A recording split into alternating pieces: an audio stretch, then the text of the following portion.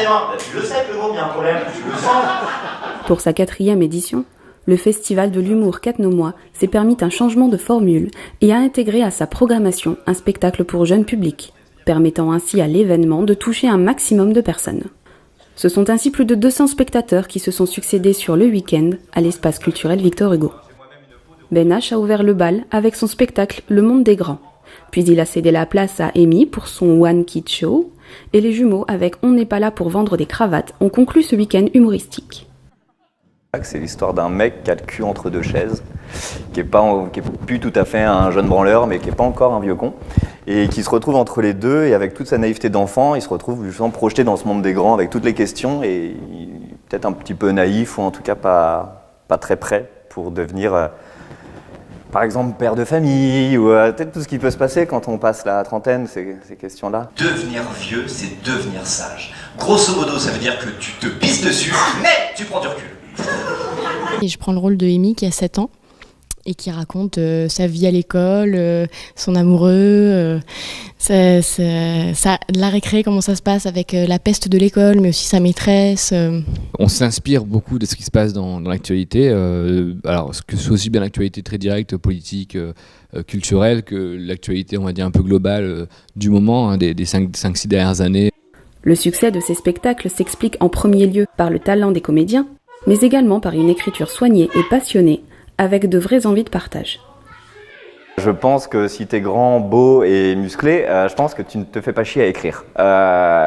Mais quand tu nais avec ce corps qui n'évolue pas depuis mes 11 ans, du coup t'écris et comme ça te permet de devenir peut-être intéressant, je sais pas. Je pense qu'au lycée, soit t'es dans l'équipe de sport, soit tu sais bien parler, et du coup j'ai utilisé ça peut-être. Je pense que c'est pour les nanas que je me suis mis à écrire à la base.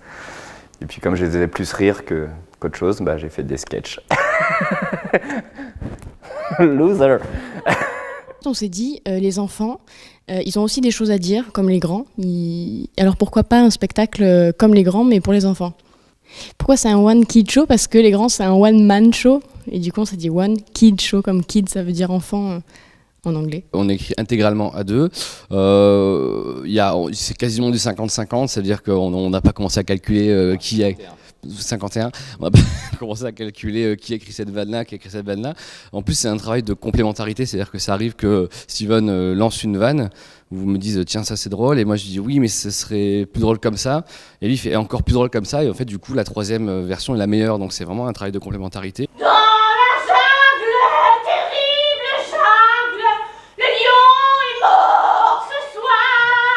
Et quand on interroge les comédiens sur les personnes qui les ont influencés, les réponses sont aussi variées que surprenantes. Je crois que je me suis inspirée de moi-même enfant, où j'ai pu me souvenir ce que je pouvais ressentir. En fait, j'ai l'impression qu'en travaillant ce rôle-là, je suis moi-même un peu retombée en enfance et j'ai de nouveau retrouvé des sensations que j'avais quand j'étais petite et des manières de réagir. Et c'était assez drôle d'ailleurs. Alors, nos références, on va dire, au niveau de l'écriture, c'est assez vieux, c'est Palmade et Larocque, enfin Palmade et Robin, Muriel Robin et Pierre Palmade. Après, les humoristes qu'on aime beaucoup aujourd'hui, on va dire Alexandre Astier, Baptiste Le Caplin, qu'on aime beaucoup dans La Folie, Ricky Gervais, parce que Ricky Gervais, c'est l'humour british, et on adore ce style d'humour, voilà, très subtil, très absurde, impertinent, un peu petit con, mais très absurde aussi, et, on aime beaucoup ça. Bienveillant, les Monty Python, c'était aussi une référence au début parce qu'ils sont très barrés aussi, on aime bien. Et puis même l'humour aussi, l'humour écrit,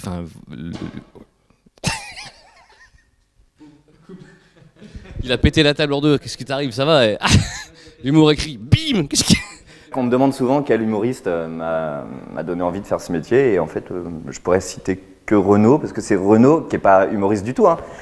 Et quand j'écoutais ses chansons, je me suis dit, c'est ça que je veux écrire pareil, je trouvais ses chansons super bien quand j'étais petit. Et du coup, j'ai commencé à écrire des chansons à la base, et c'était vraiment pour faire comme Renaud. Donc ouais, c'est une vraie référence, et je l'ai vu il n'y a pas très longtemps du coup sur scène pour la première fois. Et je pense que j'aurais dû le voir il y a 10 ans, pas aujourd'hui. Non mais Renaud viendra pas jouer à Cattonum de toute façon. Donc il y a peu de chances que cette vidéo touche Renaud un jour. On sait jamais, on peut pas dire du mal de Renaud. Je dis du mal sur tout le monde toute la semaine, Europe 1, on va pas se faire chier pour Renaud sur une interview sur Cattonum TV, non mais... Si leur carrière, influence et humour diffèrent, ils sont toutefois d'accord sur l'importance du travail scénique. Monter sur une scène et jouer devant un public ne s'improvise pas. Pour nous, c'est très important de jouer la comédie sur scène, parce qu'on est des humoristes, mais je pense que tous les humoristes sont des comédiens. Même un stand-upper joue sur scène, il n'est pas comme il est vraiment à la vie, même si ça se rapproche plus évidemment que nous quand on fait des sketchs. Mais ouais, c'est important de jouer. Pour ça, on a beaucoup appris de nos metteurs en scène successifs. Et on se filme beaucoup. C'est important de se voir aussi quand on joue, parce que nous sur scène, voilà, on se rend pas compte. Même si moi je vois mon frère jouer et qu'il me voit jouer, nous on se voit pas jouer. Et puis après, on essaie de creuser toujours la part de folie que peut avoir un personnage. Par l'exemple de Carla Bruni dans le spectacle, Steven l'a fait. Carla Bruni, en vrai, elle est pas si drôle que ça. Enfin, tu vois, elle a une voix un peu fluette, un teint de voix un peu très, elle minote comme ça tout le temps et tout. Et Steven l'a fait vraiment, il a caricature à l'extrême, c'est-à-dire qu'elle est plus comme une gamine qui s'en fout de tout, qui comprend rien, mais qui veut chanter tout le temps. Enfin, donc on essaie d'aller chercher vraiment dans la part de folie que chaque personnage peut avoir. Les lions, c'est pareil, on a un lion que Steven incarne qui donc annonce à son pote qui est végétarien, qui est plus un bobo un peu parisien, très à la mode, très comme ça. Non mais attends, est-ce que c'est ça qui doit nous définir, tu vois? Et l'autre, c'est un peu un gros bof, très macho, très sûr de lui, qui est un lion, on a des couilles, on est des lions, quoi. Et donc ça nous permet un peu de voir les deux personnalités qui sont les deux très. Arrête, ils se vengent, c'est normal. C'est logique. C'est bonne guerre. Voilà, donc c'est ça, on va creuser dans la folie des personnages. Est-ce que tu as quelque chose à rajouter à cette belle phrase? Ah bah non. Attends. Maintenant, nous allons tous ensemble entonner la Marseillaise, composée par Roger de Dunkerque. Roger de Ligny. Bon, ça reste à côté. De l'autre côté, C'était à Recancourt, j'étais au conservatoire, je voulais faire du théâtre, je voulais vraiment devenir acteur. Je voulais pas, le One, ça n'a jamais été une envie, une ambition, je voulais devenir acteur et réalisateur même. Enfin, à la base, je voulais écrire des histoires, faire des films, et je suis devenu comédien pour apprendre à diriger, en fait. C'était soit je payais une école à 6 000 €, soit je faisais du théâtre et j'apprenais sur le tas, et j'ai commencé par le théâtre, et en fait, une fois que je suis monté sur scène, j'ai trouvé ça tellement bien que du coup, je suis resté, j'ai commencé à écrire pour moi, des troupes, etc. Et comme dans les troupes, j'étais finalement un petit peu le plus motivé de tous. En tout cas, j'avais l'impression de travailler un petit peu pour tout le monde.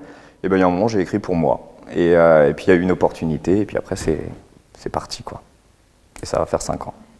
C'était un travail de recherche au niveau de la corporalité pour trouver exactement le juste milieu entre l'adulte et l'enfant, mais l'enfant pas trop jeune, pas ado non plus. Il a fallu trouver l'enfant de la primaire, quoi. Du coup, on a beaucoup travaillé sur le corps et dans le langage aussi, sur le texte. C'est ma metteur en scène, Laura Ben-Simon, qui a aussi écrit le spectacle, qui avait une idée très précise de ce qu'elle voulait du coup pour le personnage et qui me fait en fait répéter les phrases et le texte jusqu'à ce que ça soit bon dans la bonne intention.